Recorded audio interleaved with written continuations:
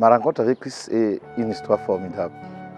Parce que déjà, étant persécuteur de l'évangile, puisque mes parents avaient cru et moi j'étais musulman.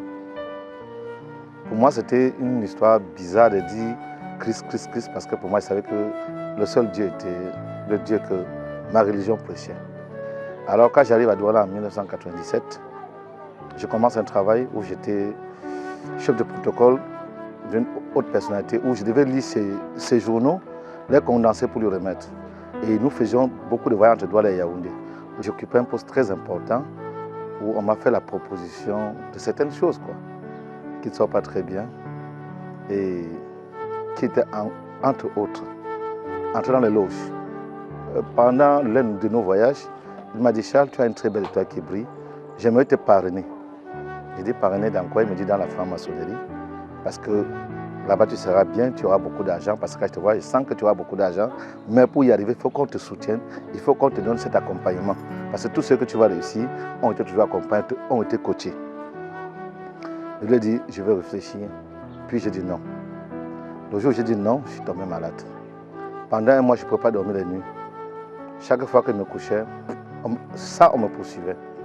Mais on ne pouvait pas dire ce que j'avais. Je maigrissais, on a fait tous les tests, il n'y avait rien. Tout à côté de chez moi, il y avait une dame qui vivait dans une toute petite maison avec sa petite fille métisse, que je lui faisais la cour assidûment. Alors, chaque fois que je parlais, elle me parlait plutôt de Christ. Et je voyais comment elle vivait très simplement avec sa fille, sans moyens. Quand je me couchais, c'est comme si on me poursuivait. J'avais la tête qui faisait mal. C'est comme si je devenais fou.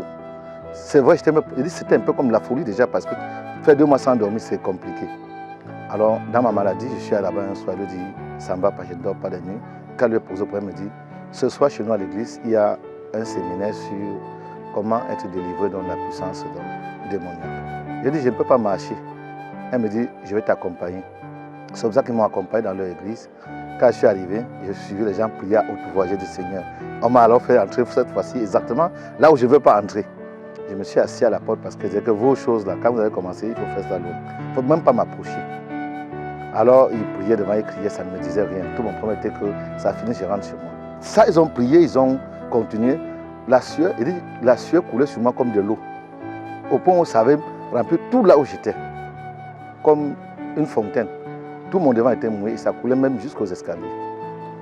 Quand le pasteur a fini par prier, devant là où j'étais, sans passer vers moi, et qu'il a dit que c'était fini, curieusement, j'étais le premier à sortir.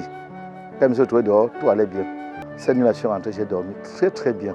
Pour la toute première fois depuis plus de 2 mois. J'ai dormi comme un bébé. Quand je me suis levé le matin, je suis allé chez elle, j'ai dit, est-ce qu'on peut encore aller le soir?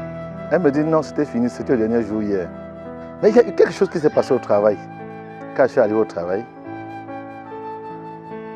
mon boss m'a dit, il ne veut plus me voir, il ne peut plus travailler avec moi. Que chaque fois que je le vois mort ou vivant, je lui sers à rien, je ne suis pas comme les autres. Et l'un des gars avec qui on travaille m'a dit, Charles, là où tu es entré, ça me plaît, moi aussi, il faut que j'y entre. C'était un nordiste toujours. Il m'a dit, je dis pourquoi? Il me dit que parce que là où tu es, c'est comme il y a une barrière autour de toi. Ce jour-là, quand il a fini de parler, mon boss est sorti, il m'a dit, Charles, moi je ne veux plus te voir chez moi, va. Alors quand je suis rentré, et ce que je peux dire aux gens, c'est Christ est merveilleux, il n'y a rien qui dépasse Christ. Et je me suis accroché donc sur cette parole, j'ai dit, la vie chrétienne n'est pas toujours faire des bonnes choses. Elle est fait des hauts et des bas. Mais toutefois, il faut savoir sur quoi est fait ton appel. C'est ça qui me motive jusqu'au jour d'aujourd'hui.